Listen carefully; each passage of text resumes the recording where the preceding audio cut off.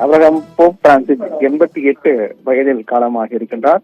அவருடைய இறுதி சடங்கு தொடர்பான அறிவிப்புகள் தற்போது வெளியாகி வருகின்றது. உலகம் முழுக்கும் இருக்கக்கூடிய கத்தோலிக்க திருச்சபை அதனுடைய தலைமை குருவாக போப் பிரான்சிஸ் இருந்து வருகிறார். 88 வயதாகக்கூடிய போப் பிரான்சிஸ் கடந்த சில நாட்களுக்கு முன்பாக கூட உடல்நல குறைவு காரணமாக மருத்துவமனையில் அனுமதிக்கப்பட்டார்.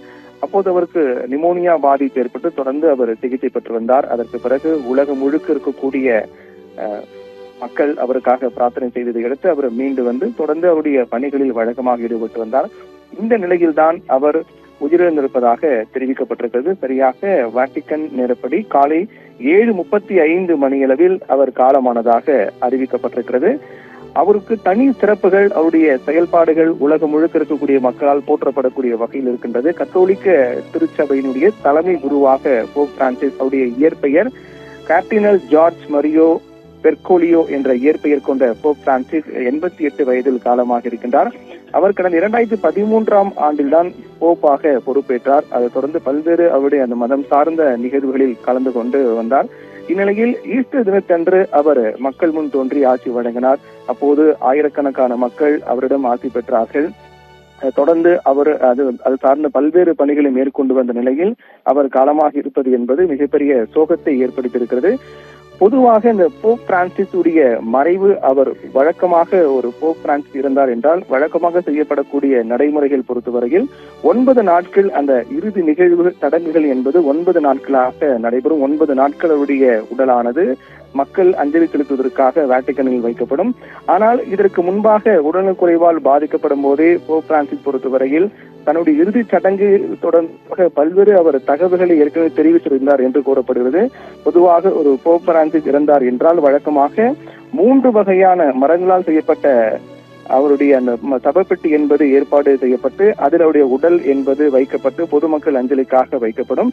ஆனால் போப் பிரான்சிஸ் இதற்கு சில நாட்களுக்கு முன்பாக கூட அவர் இது தொடர்பாக பல்வேறு விடயங்களை தெரிவித்திருந்தார் என்றும், குறிப்பாக தன்னுடைய இறுதிச் சடங்கு என்பது மிகப்பெரிய அளவில் நடக்கக்கூடாது, மிக சிறிய நிகழ்வாகத்தான் நடத்தப்பட வேண்டும் என்றும், 9 நாட்கள் எல்லாம் பொதுமக்கள் அஞ்சலிக்காக வைக்கப்படக்கூடாது என்றும், சிறிய நிகழ்வாக ஒரே நாளில் தன்னுடைய இறுதி நிகழ்வு என்பது நடைபெற வேண்டும் என்று தெரிவித்ததாக கூட கூறப்படுகிறது. பொதுவாக போப் பிரான்சிஸ் இருந்தார் என்றால் 3 வகையான மரங்களில் செய்யப்பட்ட சபப்பெட்டி என்பது வைக்கப்பட்டு அதில் அவருடைய உடல் என்பது அடக்கம் செய்யப்படும். ஆனால் என்னுடைய இறுதிச் சடங்கு, என் உடல் வைக்கப்படக்கூடிய சபப்பெட்டி என்பது மிக எளிமையாக இருக்கப்பட வேண்டும் என்றும், இது போன்ற ஆடம்பரமாகலாம் எதுவும் இருக்கக்கூடாது என்றெல்லாம் ஏற்கனவே அவர் தெரிவித்ததாக கூறப்படுகிறது.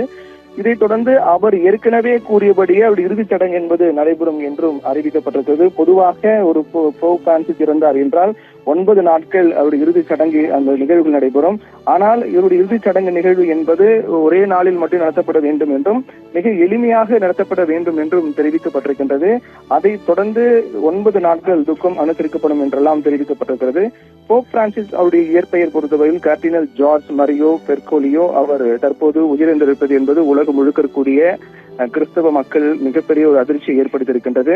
பொதுவாக தற்போது உயிரிழந்திருக்கக்கூடிய போப் பிரான்சிஸ் சிறுவயது முதலே, அதாவது அவர் சரியாக 13 வயதிற்கு முதலே அவருக்கு நுரையீரல் பாதிப்பு ஏற்பட்டது என்றும், நுரையீரல் ஒரு பகுதி என்பது அவருக்கு அப்போதே அறுவை சிகிச்சை மூலமாக அகற்றப்பட்டது என்றெல்லாம் சொல்லப்படுது. தொடர்ந்து அவர் கிட்டத்தட்ட இத்தனை ஆண்டு காலமாக அவர் தொடர்ந்து அவருக்கு அவ்வப்போது இது போன்ற சிறு சிறு பிரச்சனை ஏற்பட்டு வந்ததாக கூறப்படுகிறது.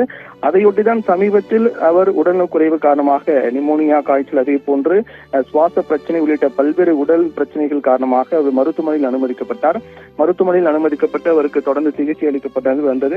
அதைத் தொடர்ந்து அவர் மீண்டும் அவர் உடல்நலம் பெற்று மீண்டு திரும்பினார். அதைத் தொடர்ந்து அவர் தொடர்ந்து பல்வேறு பணிகளை மேற்கொண்டு வந்த நிலையில் தான் அவருடைய இறுதிச் சடங்கு தொடர்பான அறிவிப்புகள் என்பது வெளியாகி வருகிறது. அதே போன்று உலக அளவில் அவர் சமாதானத்தை அதிகமாக விரும்பக்கூடியவராக இருந்தார். போர் வேண்டாம் என்றும் சமாதானமாக இருக்க வேண்டும் என்றெல்லாம் தொடர்ந்து அவர் சமாதானத்தை அதிகமாக விரும்பக்கூடிய நபராக இருந்தார். அதே போன்று அவர் மனிதநேயம், சமூக நீதி மற்றும் தாழ்த்தப்பட்ட மக்கள், அதாவது தாழ்த்தப்பட்ட மக்களை அதிகம் சந்திக்கக்கூடிய ஒரு நபராகவும் இருந்து வந்தார். அவர் தொடர்ந்து உலக சுற்றுச்சூழலுக்கு அதிக முக்கியத்துவம் கொடுக்கக்கூடியவராக கூட இருந்து வந்தார். நிதி மேலாண்மை, வாட்டிகனுடைய நிதி மேலாண்மை என்பது வெளிப்படைத்தன்மையாக இருக்க வேண்டும் என்றும் அதில் எந்தவித ஒளிவு மறைவு இருக்கக்கூடாது என்றெல்லாம் தொடர்ந்து அவர் வலியுறுத்தி அது தொடர்பாக பல்வேறு பேச்சு பொருளாக கூட மாறக்கூடிய அளவுக்கு அவர் செயல்பட்டு வந்தார். மிக இதுவரை போப் பிரான்சிஸ் வரலாற்றில் இதுவரை இல்லாத அளவில் மிக எளிமையான ஒரு நபராகவே பார்க்கப்பட்டார் என்றெல்லாம் அவருடைய செயல்கள் அவர் குறிப்பிட்டு சொல்லும் அந்த அளவுடைய செயல்பாடு இருந்தன.